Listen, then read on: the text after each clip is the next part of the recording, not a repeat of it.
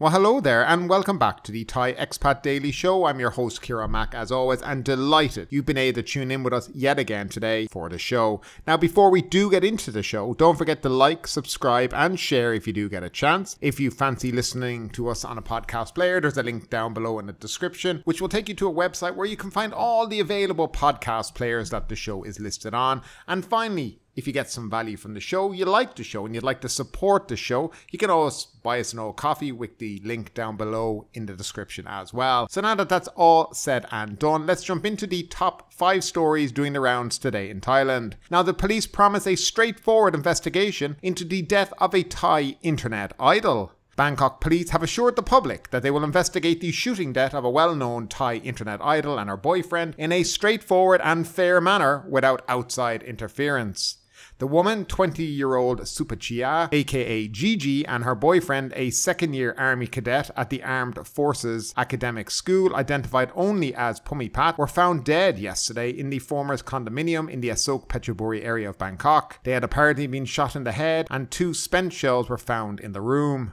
Now, Police Major General Attaporn, commander of the 1st Division of the Metropolitan Police Bureau, said today that he is waiting for an autopsy and forensic reports, particularly regarding the gunpowder residue.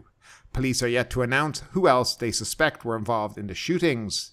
Supachia's mother, Chutikan, told the media that the shooting might stem from a quarrel between Pumipat and her daughter, adding that she had warned her daughter about her boyfriend's behaviour and his love of guns. Several images were posted on social media yesterday showing Pumipat practicing shooting at a range, carrying an automatic rifle and several other weapons. She said that Pumipat's family had offered an apology to her family. Gigi's family went to Ramatipbadi Hospital today to move her remains to a temple in Nakhon Pathom province for funeral rites. Her father, Kiratai, said that he would like the police to take legal action against Pumipat's father, who was an army general, because the handgun found in the condominium room allegedly belongs to the general. He also said that, about 2 months ago, Gigi told her sister that she had moved to the condominium in Asok Phetchaburi area because she had been assaulted by Pumipat. So yes, this story has been doing the rounds now in Thailand. A very young girl, I think, as I said, she was just 20 years of age. Looks like definitely a murder here. Exactly what went on is a whole other story, but it's so strange that the police have to come out and say that it'll be done in a straightforward and fair manner without outside interference. But surely it should be like that all the time, right? I mean, you shouldn't have to announce that you're going to do it. I mean, because you're the police, it would be expected of you. But because things have become so corrupt here in Thailand, the father is a general in the army, everybody's pretty much thinking that there'll be something covered up along the way to ensure that whatever happened is definitely not found out by the public. And that's generally how a lot of things go. Of course, also the media are responsible for a bit of this too, because they never follow up on any of these stories. Nevertheless, let's jump on into the next story. And tourism fears after Nok Air stops flights. Local tourism authorities are developing plans to assist the province's tourism sector after Nok Air stopped its direct flights there to Mae Hong Son due to business losses. Nok Air's direct commercial flights to Mae Hong Son ended on Wednesday. The senior president of Mae Hong Son Chamber of Commerce said the axing of Nok Air's flights would do more harm than good to the province. Mr. Shanakat said the chamber is working with the Tourism Authority of Thailand to address problems caused by the flight terminations and will hold talks with Bangkok Airways to fly to the province. She said not having an air service will affect the province's tourism and its development as well as the country's overall economic growth. Now tourists can only reach the province via 3 rural roads from Chiang Mai, she said. Acting Lieutenant Panawat Kadek, director of Tat Mae Hong Son office, said a visit to the province by road requires a 6-hour drive from Chiang Mai instead of a 50-minute flight from Chiang Mai or about 2-hour flight from Bangkok. However, there are some advantages to travelling via road, according to Panaduk Chasakul, president of the Mae Hong Son Tourism Business Association. It lets tourists appreciate the province's scenery. He also said increased road travel is an opportunity to spread income to local communities as most visitors enter the province in the high season from November to February, with 70% heading just to Pai district. Nok Air also decided on Thursday to end all flights nationwide using 50-seat de Havilland Canada -8 Q400 aircraft and return them to the vendor. The carrier was financially hit due to its use of the Q400 over 8 years, according to a Nok Air statement. The cost of the Q400 maintenance and their limited competitiveness against larger models such as the Boeing 737 made them not financially viable for the carrier. Nothing really new here. I think it was inevitable it's going to happen, and I can't see why Bangkok Airways will suddenly start flying there if Nok Air haven't been able to make even break even, let alone, make a profit. So, sometimes some flight routes just don't make sense and they're not profitable. They tried the same thing to an airport down south, about Bitong, I think it was. Anyway, basically this airline, they tried to fly there. They got there a couple of months and the airline pulled out and said there's no money to be made on it. And that was it. So there is a lot of provincial airports that have opened up around Thailand that have no real reason to be open because they're just not going to have the flight capacity and the passenger numbers, to be sustainable. But nevertheless, we will move on yet again. And we're back to the tourism fee. And it's going to take effect in September. 100%. The Tourism and Sports Minister has confirmed that the collection of the 300 baht tourism fee will not be delayed beyond September, while the ministry plans to ask provincial police to support the tourism police in its operations to clear out $0 tours and illegal tours. Tourism and Sports Minister Piapat Ratchapakaran said the fee will not be cancelled, although the collection method of adding it to airfares was criticised by airlines as selective, claiming it violated the International Air Transport Association's Chicago Convention that prioritises equality. He said the ministry is considering outsourcing to give external organisations responsibility for fee collection for all three methods of entry, air, land and sea, through online applications, websites or kiosks. Foreign arrivals by air are charged 300 baht, while travellers via land and sea must pay 150. A tourism fund is expected to be established by using 60 to 70% of the fees, helping to develop tourism destinations and new infrastructure such as universal design for public services to create more accessibility, bathrooms and skywalks, said Mr. Piapat. As concerns over $0 tours mount, he said the ministry will seek support from provincial police, which have more than 200,000 officers nationwide, to help 2,000 tourist police officers crack down on these illegal businesses. Tourism operators are also worried about an influx of foreign tour guides, particularly the result of a labour shortage in Thailand. Mr. Piapat insisted the number of Thai tour guides was sufficient at the moment. The tourism department is working on a training program and is extending licenses for existing tour guides, he noted. Mr. Piapat said he discussed the problem of illegal tours with China's Ministry of Culture and Tourism in February to collaborate on ensuring tourism safety, quality tour services and meaningful tourist experiences. He said the spread of new COVID-19 variants will not affect the target of 25 million visitors this year, as the country is prepared in terms of vaccines and medicine for Thais and foreign tourists. Mr. Piapat said the ministry still hopes to welcome 80 million foreign tourists to Thailand in 2027, generating 25% of GDP. He said a key selling point will be the reputation of natural attractions such as Koh Kradan in Trang Province, which is named the best beach in the world this year by the website World Beach Guide. 4 other Thai beaches were ranked among the top 100. Mr. Piapat said these destinations must adopt capacity controls and put stringent measures on waste and water management to preserve natural resources. Koh Kradan has recorded both overnight and day tours totaling 300 per day, with 2,000 visitors per day during the recent Songkran holiday, according to authorities. Now again, back to the tourist fee. So now they're looking at outsourcing it. So they won't be getting 300 baht anymore. It'll be maybe 250 because the outsourcing companies aren't going to work for free. So the money now has dwindled down. So this has become a business for somebody else to make money out of. And I wonder, will this be put out to tender? I wonder, will this be a transparent process in choosing the operators of these kiosks and online websites and whatnot? Or will it just be something that appears one day and nobody knew who this company was, and we find out a year from now that it was related to a minister here, there or everywhere, because that's how things roll here in Thailand. Again, I don't understand the inability just to tax everybody the same coming into the country and leave it at that. Because the airlines will do that part. They most definitely will do that part. But it seems like they don't want to go down that route. They just want to tax the foreign tourists. Okay, I can understand where you're coming from. But now the money is going to be not 300 baht anymore. You're not going to get it in 60 to 70%. You're going to be losing a percentage of that to the online vendor or the online kiosk or whatever it may be. Again, when they also talk about these 0 baht tours, they're actually referring to Chinese tours because this is where the problem has always been. And they're talking there's not enough tour guides here in Thailand, etc. I think when they really talk about that, they're talking about tour guides who can speak the language of the tourists. So exactly, Chinese tourists coming here. Do we have enough Chinese speaking Thai tour guides in Thailand? Russian speaking Thai tour guides here in Thailand? And that's basically what they're talking about when they're talking about not enough. Now, how do they overcome that? Because people might think to yourself, well, they can't have that many people, going around speaking all these foreign languages. So let me let you know how it works. So generally what you do is, or what they do is, if you have a bus and you have a tour, maybe you have 20, 30 people on one of these tours and you're going from hotel to hotel, you do have Chinese people who are the tour guides on the buses. And they normally employ one or two Thai guides to be there acting as the Thai guide, acting as the legitimate guide. But the actual fact of the matter is it's the Chinese tour guide from China who is doing all the leading. And that's how they get around this. And it's been going like this for many, many years. I've seen it in operation straight up front.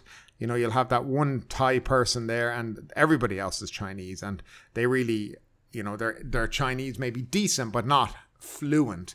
And you wonder to yourself, how are they getting around this? And you realize that, well, they're just there to cover up the fact that there is an illegal Chinese guide or Korean guide or Russian guide or whatever it may be amongst them all. And that's how it is.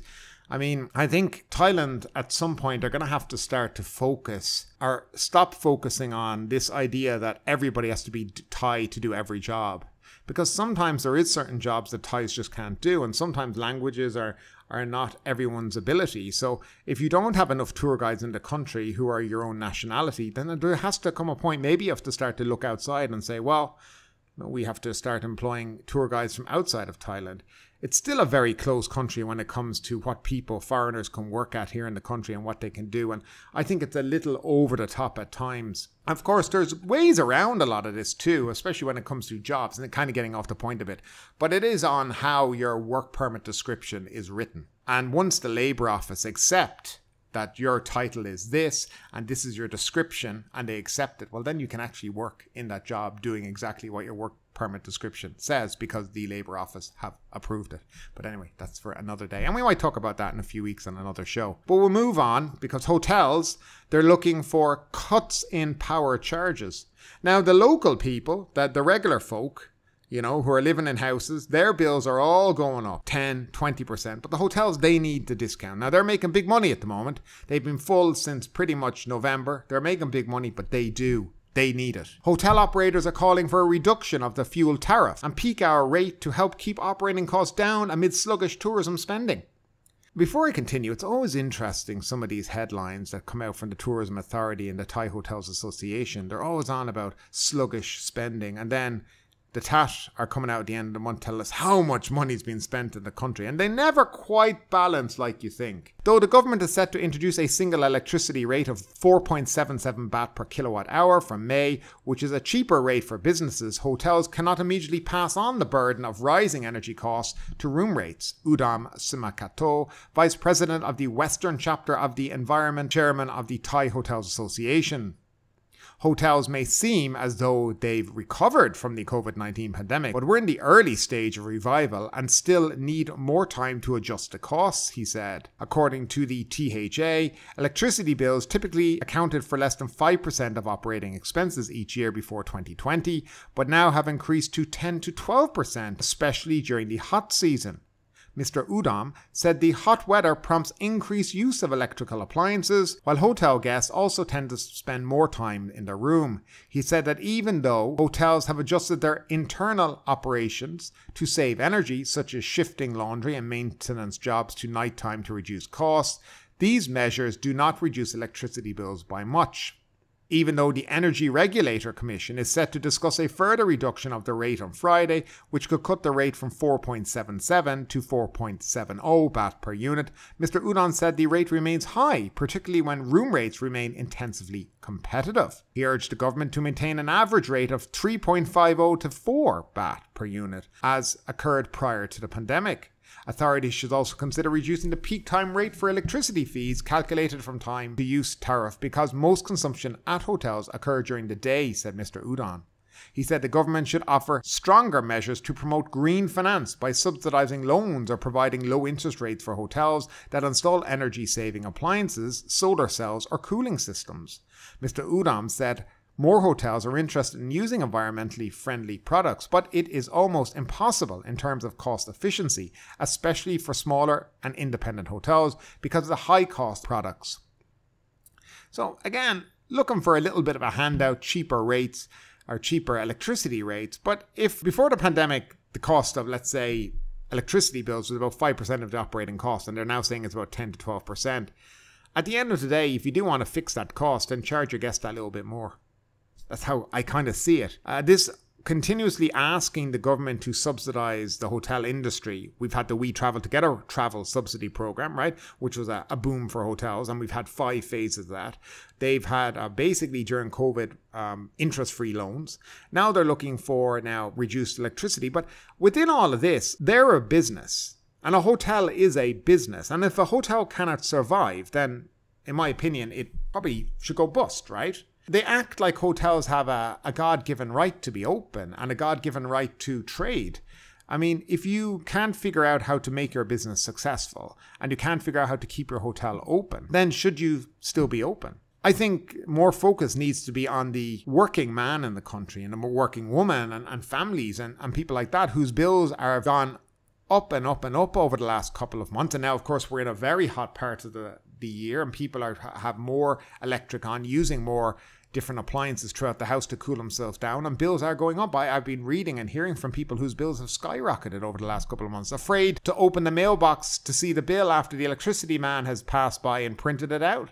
So people are scared and they're worried about these things because they're extra costs. But hotels at the end of the day are a business, and if their electricity costs have risen to 10%, then forget about the idea that, we're in a very competitive market at the moment. Then you need to increase your costs by 5% or 10%. And really, it's not a huge amount of money when you're talking about room rates, right? So if you're talking about 1,000 baht and you increase from 5 to 10%, you're increasing it from about 50 baht. Not a huge amount of money. So increase your room rate. Stop asking for handouts all the time and let the government focus on the people of the country who are in desperate need of help and a reduction in the rate, not just the hotel. And finally, not Thai related, but an interesting enough story.